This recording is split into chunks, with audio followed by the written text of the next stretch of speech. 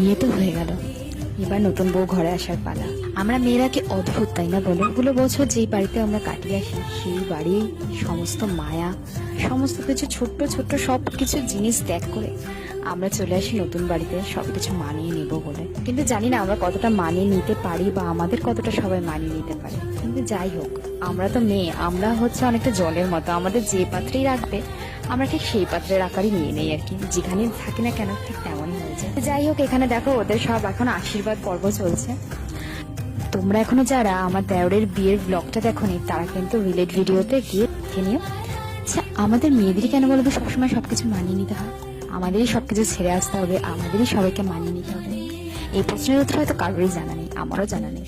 তো চলো, এদিকে দেখো সমস্ত রিচুয়াল কমপ্লিট হয়ে গেল, আর এখন একটু মজার মজার খেলাগুলো রয়েছে, এগুলো দেখতে বেশ ভালোই লাগে। তো ভিডিওটা ভালো লাগলে লাইক করে দিও, আর নতুন ভিডিও দেখার জন্য অবশ্যই চ্যানেলটাকে সাবস্ক্রাইব করে দিও।